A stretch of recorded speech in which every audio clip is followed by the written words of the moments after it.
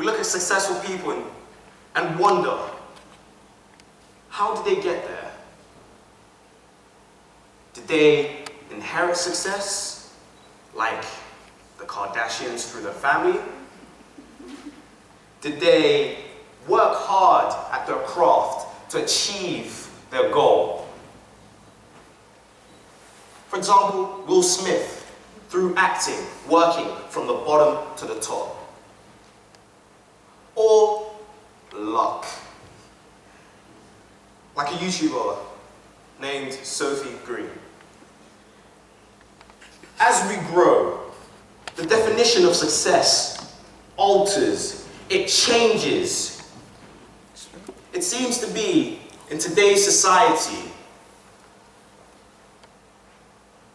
that success is waking up one morning to see 6 zeros in your current bank statement. And yes, that would be nice. Or is success true happiness? Being able, mentally and physically able to take on whatever is coming towards you. No matter the disability. Now that is the sweet taste of success.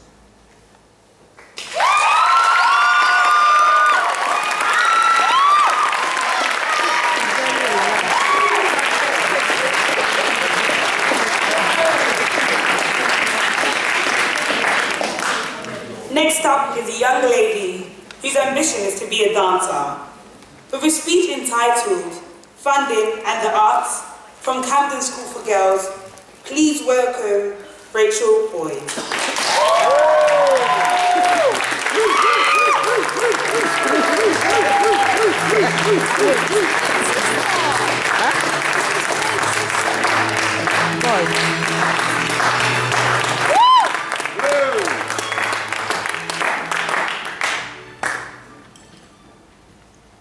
£7.7 billion. What can you get from £7.7 billion? You can buy 320 Wayne Rooneys, 59,230 new Lamborghinis, or you can stay at the Ritz Hotel for 52,739 years. It's also almost the same as the government's investment in the NHS for the next 5 years. Yes. Now this 7.7 billion is how much the creative industries contributes to the UK's economy each year. Yet still, the UK only pays less than half the amount that France pays towards the arts and less than a quarter of the amount that Germany pays. Now you may have heard in the news that the arts was only cut by 5% this year and be thinking everything is fine and dandy, but you are mistaken, because the local authorities has been cut by 56%. Now you're probably thinking, but this has nothing to do with the arts and why am I even bringing this up? But I'm here to tell you it does in a very detrimental way. Local authorities will have to cut back art spending, meaning all over the country, including London, theatres, dance studios and galleries will shut down.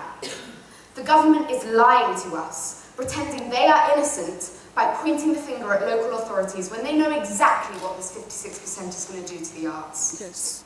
The place that will take the hardest hit, though, is the schools. Schools like mine, Camden School for Girls, have already had to start cutting back on arts funding. They've already had to start cutting back so we can't create theatre productions and go on art trips, because apparently the arts is not as important as maths and science. But Warwick University did research showing that students that took part in the arts at GCSE level then went on to improve their results in maths and science by at least 1 grade. The government just won't allow themselves to believe how beneficial the arts really are. They are closing our horizons into a world of business, money and more business. They are tearing away our opportunities to express ourselves. If the government want money, then why are they doing their utmost to oppress an industry that offers them 7.7 billion every year? Why are they oppressing an industry that brightens up lives and brings happiness? Are we not allowed to have fun anymore? Our lives is full of depressing and horrific stories. We need joy in our lives for us to stay human. But don't get me wrong, the arts is by no means a fluffy, happy, ideal Candyland where people can pretend to be people and think like other people, like we all did when we were children. No. It is a place where we can learn self-knowledge, where we can learn how to empathise with each other and learn about each other and understand each other. In a world where we struggle to do so, please don't let them take this away from us. Don't let them take away the arts.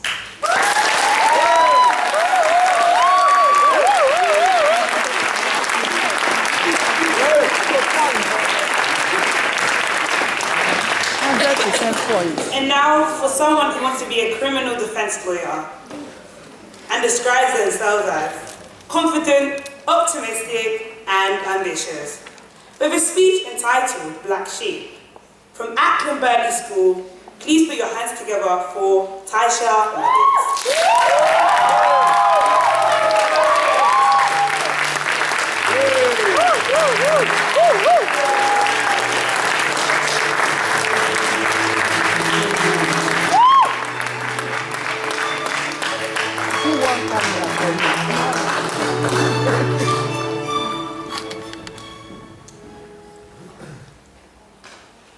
The black sheep. It all sounds very daunting, doesn't it? Have you ever felt as if you didn't belong? As if you just didn't fit in? Say it be you was last week for the football team, or wasn't invited to all the parties. We've all been there at one point in our lives. I'm sure you'll agree, we've all witnessed someone go from being someone who was socially accepted to being someone who was excluded by their peers for being different. Sorry. Jesus, come on.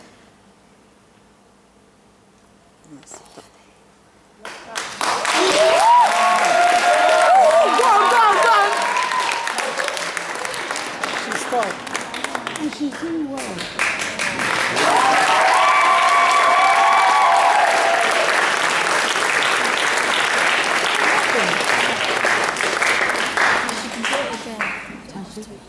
Now for a speaker who loves video games and reading, with a speech entitled Dare to be Different. From Regent High School, please welcome Maliha Nazib.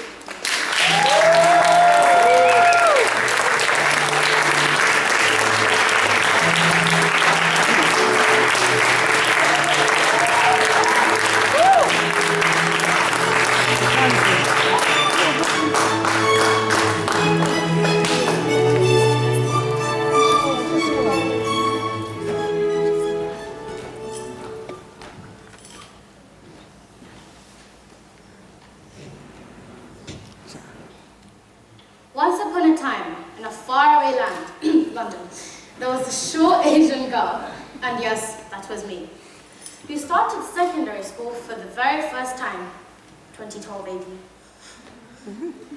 But as soon as she walked into the school, she immediately wanted to leave. And now, why was that?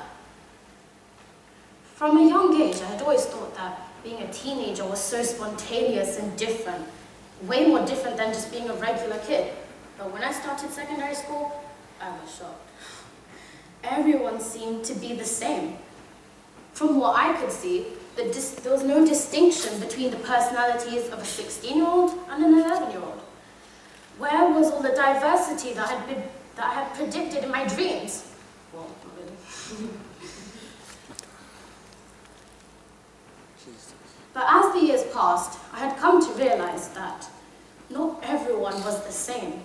As I had grown to like people and gotten to know people, I realized that everyone was really different. I had met the most amazing people call themselves ordinary. But if we should learn anything from each other, it should be that there's no such thing as ordinary. We're all spontaneous and unique and talented, and we have the nerve to be different. But what I have also come to realize, and it saddens me, but we build these walls around each other to hide our nerves and our talents because we just want to fit